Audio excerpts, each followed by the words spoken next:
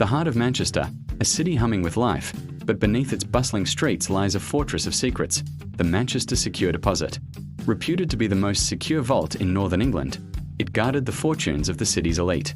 But on a quiet Tuesday morning, that reputation was shattered. The vault door, a colossal titan of steel and engineering, stood wide open. Inside, a scene of impossible order. No debris, no alarms triggered, no sign of forced entry. Just empty boxes, gaping like silent mouths, and a loss estimated at over £50 million. The call went out to the best, Detective Chief Inspector Arthur Finch. Finch was old school, a man who saw patterns where others saw chaos. He'd spent 30 years with the Greater Manchester Police, and his gut was rarely wrong. As he stepped into the cold, sterile vault, the silence was deafening. The air was thick with the scent of ozone and something else. Something clean, almost clinical.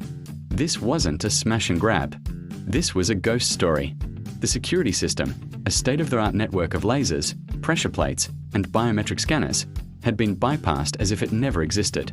The logs were wiped clean. Not deleted, but simply gone.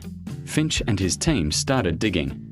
They interviewed the shell-shocked staff, the panicked clients, the security firm that swore their system was foolproof.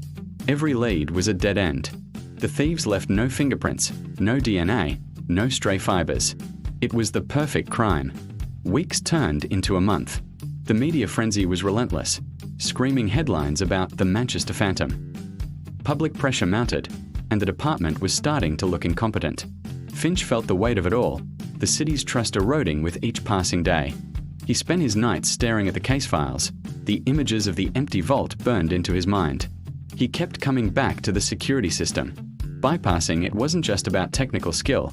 It required intimate knowledge. Knowledge of its installation, its maintenance schedules, its hidden fail-safes. Information that was only accessible to a handful of people. The security company's key personnel were vetted and cleared. The vault's management had airtight alibis. So who was left? Who had that level of access? Finch felt a cold dread creeping up his spine. The answer was unthinkable, yet it was the only one that made sense. The information had to have come from the inside. Not the vault's inside, but his own. The police. This changed everything. He couldn't trust anyone. His own team, his colleagues, the people he'd shared a canteen with for decades, any one of them could be the mole. The investigation now had to be a ghost story of its own. Finch started working off the books, operating in the shadows of the official inquiry. He began a covert audit, cross-referencing personnel files with financial records, looking for sudden windfalls, unexplained debts, or unusual patterns of behavior. It was painstaking, soul-crushing work. He felt like a traitor, spying on his own kind. His search led him to one name, Detective Sergeant Miles Corbin. Corbin was a rising star in the department. Sharp, ambitious, and tech-savvy. He was one of the first officers on the scene, and Finch remembered his eerie calm amidst the chaos. He'd been instrumental in the initial data analysis, the same data that had yielded nothing. Finch started tailing Corbin, watching his every move. He observed Corbin's modest lifestyle, which didn't fit the profile of a man who just orchestrated a £50 million heist. But then Finch noticed the small things. A new, untraceable burner phone. Coded messages sent from a public library computer. Late-night meetings in dark alleys with figures Finch didn't recognize. The pieces started to click into place. Corbin wasn't the muscle. He was the architect. He hadn't stolen the money for himself. He was moving it for someone else. Finch needed proof, something concrete that would stand up in court and expose not just Corbin, but the entire network he was a part of. The opportunity came during a citywide festival. Finch knew Corbin would use the crowds and noise as cover. He planted a micro-tracker on Corbin's unmarked car and followed from a distance. The tracker led him not to a bank or a private jet, but to a derelict warehouse on the Salford docks. Finch moved in, his heart pounding against his ribs. Inside, he found a scene that made the vault heist look like child's play. It wasn't just Corbin. It was a high-ranking city official, a powerful barrister, and the CEO of a multinational corporation. The stolen money was just seed capital for a far more sinister enterprise, a plan to manipulate markets and seize economic control of the entire region. Corbin was their inside man, their puppet master within the police, ensuring their operations were never disturbed. Finch knew he couldn't take them all down alone. He made a single call to the only person he knew he could still trust, his former mentor, a retired deputy chief constable who lived a quiet life in the countryside. He explained the situation, the depth of the corruption. He was no longer just a detective solving a robbery.